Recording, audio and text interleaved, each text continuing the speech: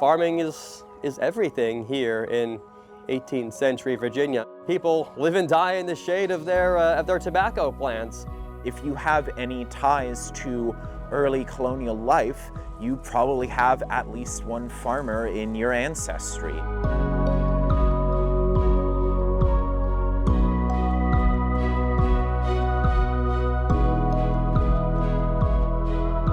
Now, the formula for success at that time was land, labor, and tobacco. The main crops of a farmer are the big three, we call them: tobacco, corn, and wheat. Tobacco and wheat are the money crops. Our sustenance, our life is corn. It is even today. There are other crops as well: oats for feeding horses, barley for wealthy planters to brew their own beer, turnips to feed livestock, a little bit of hay, and some other things. Tobacco is the big cash crop here in Tidewater, Virginia, and most, if not southern Maryland and the Carolinas too. It is the plant. There was absolutely money to be made in tobacco and farming in general, but it was from that tobacco that most farmers and planters saw the biggest amount of money. Most people were actually poor, 40 or 50 acres, and they were just getting by. Now there's a middle class, and they're making money. And the middle class had their family and around 3 to 10 enslaved people. The wealthy, that's thousands of acres, up to hundreds of enslaved people. The vast majority are farmers, but reluctant. They don't have any choice with that. It's the opportunity to say, I don't want to do this. And we take that for granted today, this power of choice.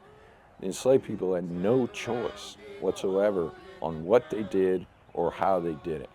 The enslaved people are doing the vast majority of the work on farms. They're plowing, they're hoeing, they're harvesting the crops, they're spinning their own fabric from the cotton they grow. They did have, it's not freedom, but ability to enhance their own lives by selling chickens or vegetables or things like that.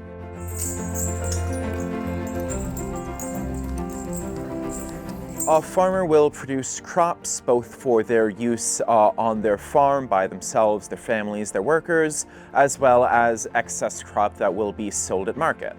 There were 18th century markets for produce, though produce is a very small part of farming. The temperament of a farmer, whether 18th century or now, is the same. You want to be steady. Richard Corbin in the 18th century, he wrote about it. He said the ways of industry are constant, never to be in a hurry one time or slow the next, to be consistently employed, as in consistently working. Well, not everybody's like that, you know. We're all different, but that's the temperament. The clearest thing I ever heard was from a guest. You know, he's a farmer, a modern farmer. He said, Ed, we plant hope in the ground every year.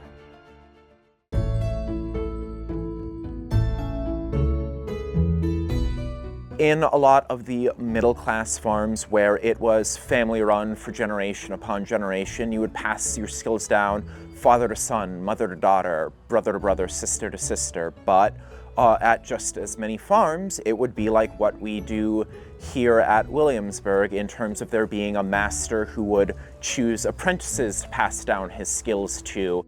It's really great that for us as farm historians that they wrote about this in their journals. Washington kept a diary, Thomas Jefferson kept a farm book, he called it. We use those primary sources to help educate us on the work being done.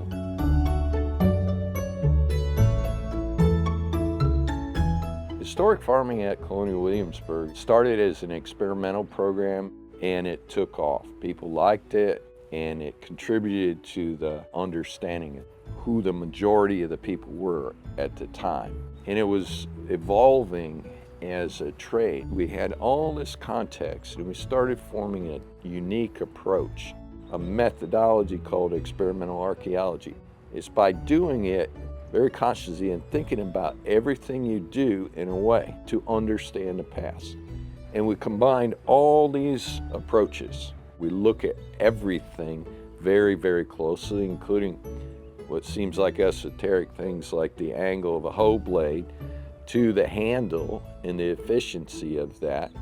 It's not just the physical work being done in terms of like putting the seeds in the ground and making sure they grow to be cultivated, but making the effort to breed back a nearly extinct breed of corn just because that was what they grew. That's not the kind of passion you get from just any place doing similar work.